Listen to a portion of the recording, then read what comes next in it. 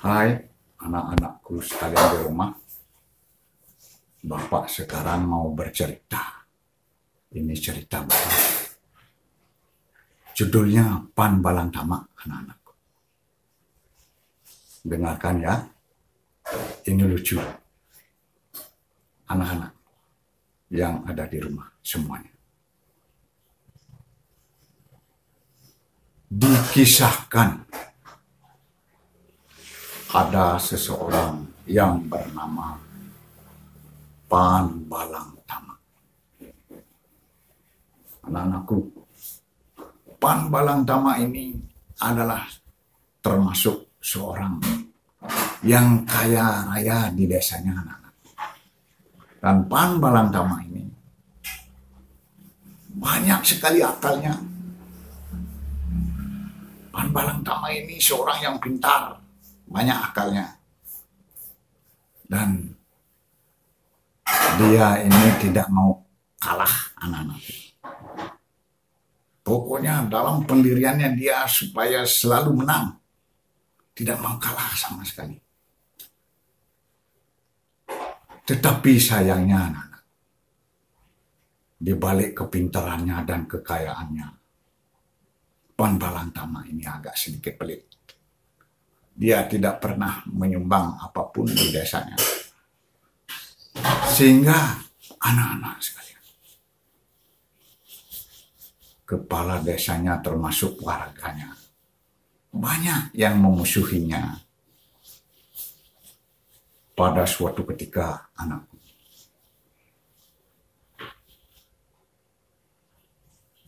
kepala desanya ini dengan beberapa warga di sana timbul niatnya untuk memberi pelajaran kepada Pan Balang Tamak. Akhirnya kepala desa ini mengutus anak-anak. Seseorang membawa surat ke rumahnya Pan Balang Tamak. Akhirnya utusan ini, anak-anak sekalian, datanglah, pergi dia datang ke rumahnya Pan Balang Tamak dengan membawa sepucuk surat, yang sudah diberikan oleh kepala desa. Sampai di rumahnya Pan Balang Tamak, disodorkanlah langsung surat itu kepada Pan Balang Tamak. Akhirnya Pan Balang Tamak pun menerima surat itu dan membaca surat itu, anak-anak. Nah, isi surat itu tidak ada lain bahwa merupakan suatu undangan untuk besok gotong royong.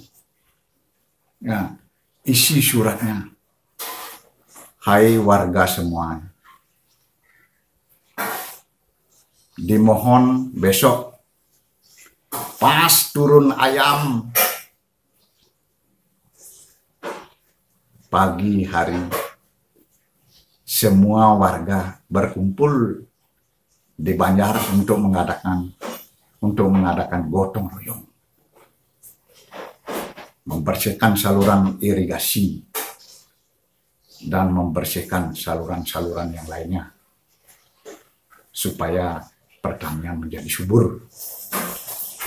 Itu isi undangannya, anak-anak sekalian. Nah, pada akhirnya, anak-anak sekalian, semua warga pagi hari sudah pokoknya turun ayam. Kalau turun ayam itu memang biasanya kan sudah antara jam 5.30 itu ya, baru mau terbit matahari. Akhirnya semua ada sekitar jam 5.30 itu sudah semua berkumpul warga. Nah, ini warga yang biasa ya. Warganya semua sudah berkumpul, sudah bergotong royong, mulai semua saluran irigasi semua sudah dibersihkan, termasuk semua pura-pura, anak-anakku, pura-pura semua ini yang misalnya banyak semak-semak itu dibersihkan semuanya. Sehingga anak-anak sekalian, di sana itu sedang asik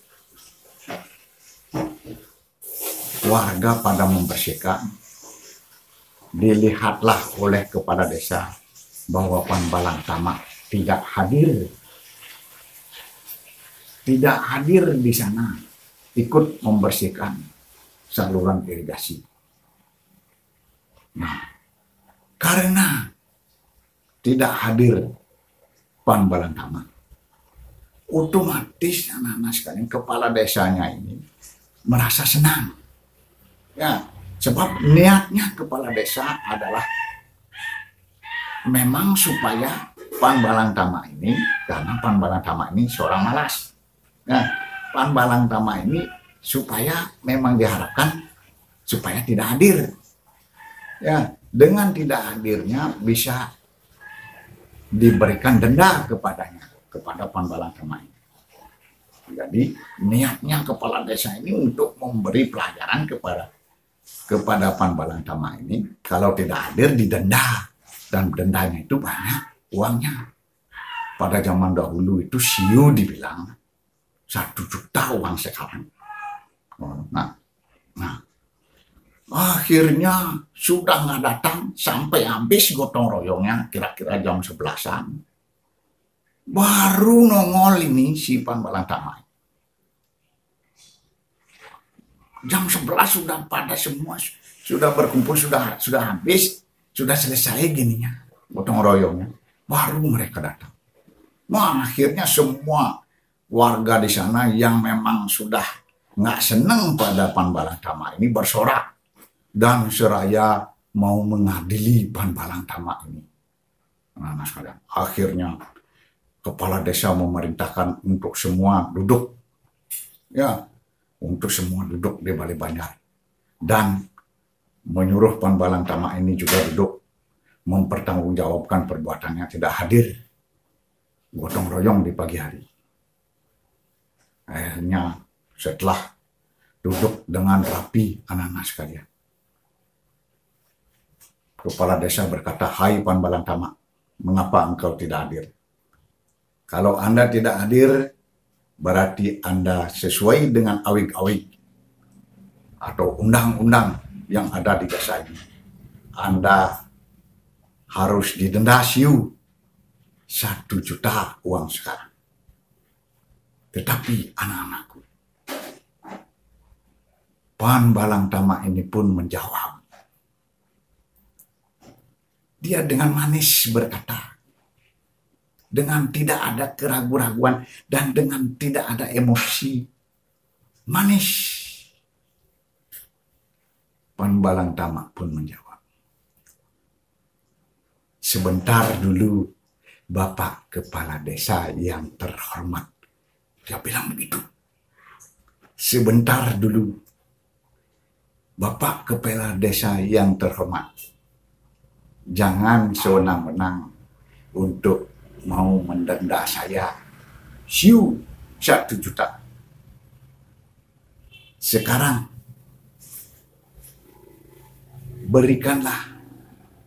dengarkanlah pendapat saya." Itu bilangnya Pan Balang Tamak. "Hai Kepala Desa, Bapak Kepala Desa yang terhormat, sesuai dengan undangan, Bapak mengatakan pas turun ayam pagi hari, semua warga harus berkumpul gotong royong. Saya itu memiliki ayam yang sedang mengerami telurnya. Lama saya menunggu, dari pagi jam 6 saya menunggu ayam yang sedang mengerami telurnya itu nggak turun-turun sampai saya bosan. Akhirnya jam 10.30 baru ayam saya yang lagi mengerami telur itu baru turun. Jam 10.30 saya baru berjalan ke Banjar. Jadi sampai di sini jam 11 jadinya, karena setengah jam perjalanan. Jadi Bapak Kepala Desa kalau mau buat undang-undang harus jelas dan harus merakyat. Dia politik, dia bisanya ini anak-anak saya. Jadi memang turun ayam, dia punya satu aja ayam lagi mengerami telurnya. Sudah ditungguin itu, belum juga turun ayamnya. Nah, kan, iya akhirnya apa yang terjadi? Kepala desanya nggak bisa jawab apa. Sekarang bagaimana Bapak Kepala Desa? Makanya Bapak Kepala Desa kalau mau buat undang-undang harus jelas. Kapan waktunya jelas. Dan merakyat. Begitu ceritanya. Akhirnya dalam diskusi itu pun Bapak Kepala Desa tidak bisa berkata apa-apa. Dan nggak jadi mendeda Pan Balang Tama anak-anak saya. Akhirnya Pan Balang Tama menang. Itulah keahlian Pan Balang Tama. Nah sekarang anak-anak sekalian, karena Pan Balang Tama merasa dimusuhi oleh kepala desa dan semua warganya ini, sekarang Pan Balang Tama ini punya niatan, dia ingin membalas dendam.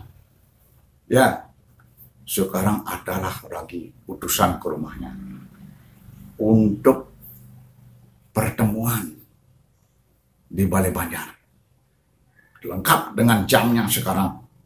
Ya, misalnya jam 7 ada utusan. Akhirnya Pan Balang Tama pun datang pada saat itu.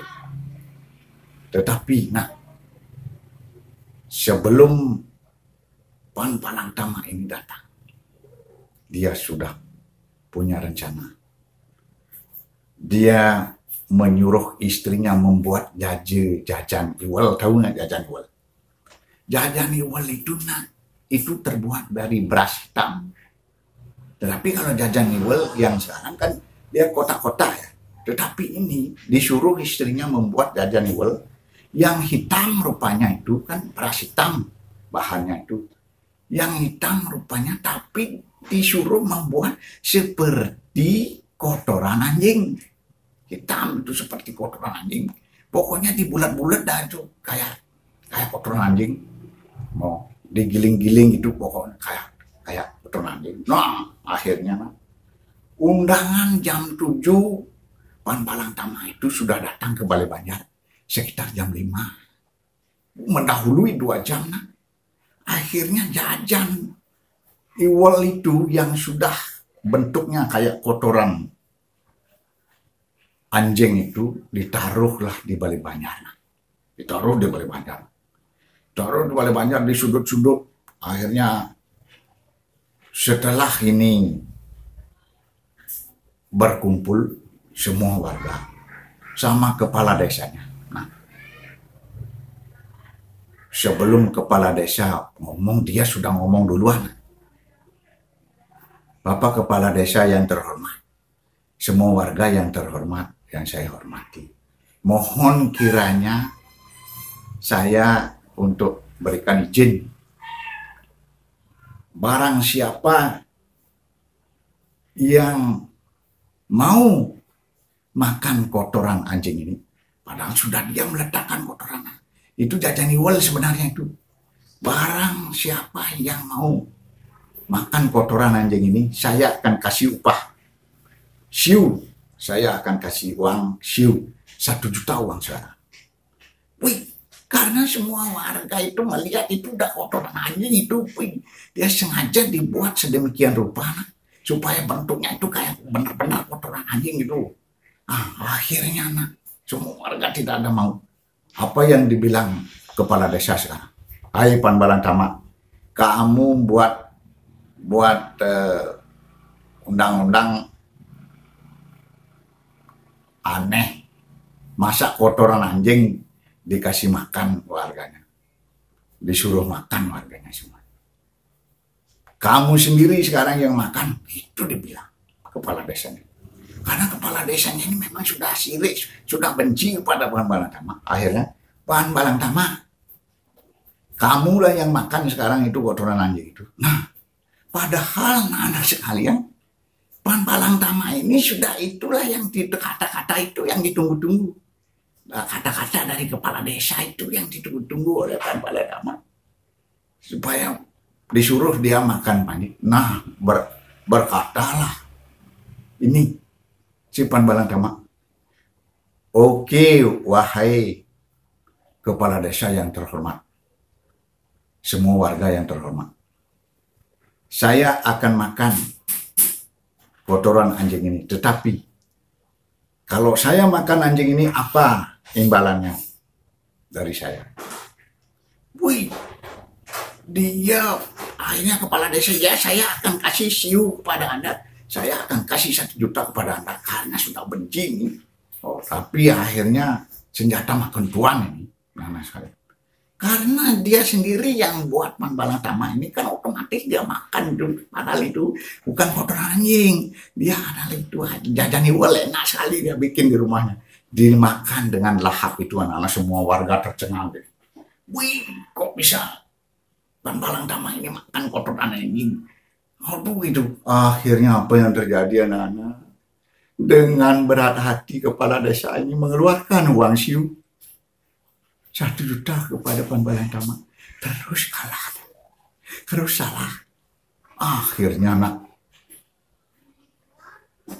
pada suatu hari kepala desa ini karena dendamnya begitu berat kepada Panbalang Tama ini, timbul niatnya untuk membunuh Panbalang Tama ini. Akhirnya anak-anak sekalian, di saat Panbalang Tama ini mau berbelanja, membeli kopi, anggap begitu, ya. Akhirnya yang jualan kopi ini, yang merupakan langganan, ya pokoknya Panbalang Tama ini sering beli kopi di sana. Akhirnya itulah diupah oleh kepala desa ini supaya Panbalang Tama ini meninggal. Artinya dikasihkanlah ini penjual kopi ini sianida, anak sekalian. Jadi sianida nih supaya kalau Panbalang Tama, ya disuruh penjual kopi ini, kalau Panbalang Tama beli kopi di sini, isilah ini itu sianida itu supaya diminum oleh Panbalang Tama, udah otomatis Panbalang Tama mati. Sianida cepat sekali mati. Begitu Panbalang Tama beli kopi, bener nih diminum kopinya oleh Panbalang Tama. Sebab Panbalang Tama itu nggak tahu dia, karena sudah langgarannya kan, dia sudah sering beli kopi di sana itu, nggak tahu sama sekali bahwa kopinya itu ada sianida. Diminum akhirnya. Boy, sampai di rumah ceritanya Panbalang Tama ini udah harus gini dah, pokoknya istilahnya nggak enak badan dah.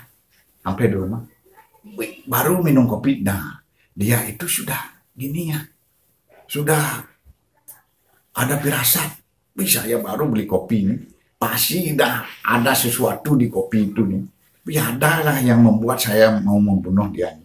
Karena saya sudah minum, mati akhirnya saya nih. Dia firasatnya begitu dia firasatnya pasti mati saya nih. Akhirnya begitu dia sudah tidak enak badan, sudah merasa sakit semua sekujur tubuhnya. Sampai di rumah disuruhlah istrinya, wahai istri, kalau saya meninggal nanti jangan saya dibilang meninggal, dibilanglah saya semedi di kamar saya, di kamar suci saya, dibilang bahwa saya itu sedang semedi. Isilah di dalam kamar itu tawon, banyak tawon, sehingga suaranya itu tawon itu itu kayak ada mantra, ya, kayak dia mengucapkan mantra-mantra itu. Akhirnya istrinya ini pun pada suatu saat meninggal, memang benar ini. Panbalang Tama ini. Tetapi disuruh istrinya itu kalau di Bali itu ada tabuan namanya, tabuan dan nyawan ini ya, nyawan itu lebah ya, lebah itu diisi di kamarnya itu, sehingga di kamarnya itu memang berbunyilah menderung-derung kayak orang mengucapkan mantra,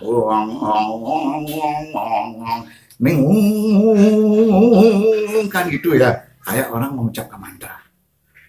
Akhirnya kok kenapa ini kepala desanya itu menyelidiki ke rumahnya. Menyelidiki ke rumahnya ke sana, ke rumahnya Pan Balantama. Akhirnya di sana cuma ada istrinya. Kemudian Pan Balantama, kepala desanya ini kan bertanya kepada istrinya, Pan Balantama di mana? Tapi apa jawaban istrinya? Pan Balantama lagi semedi, Pak, di kamar suci. Memang didengarnya oleh kepala desa ini, dia ngomong itu kayak orang mengucapkan mantra itu. Wah, akhirnya kepala desanya dia berpikir wih, apa sianida saya nggak mempan ya pada Pan Balantama? Kok bisa semedi dia? Akhirnya kepala desanya ini sendiri dia mencoba sianida itu, menyeduhkan kopi, diminum kopinya, akhirnya kepala desanya ikut mati. Wih, sudah meninggal bisa buat akalnya banyak sekali ya. Wih, ya gitu dulu nak. Ya besok lagi ya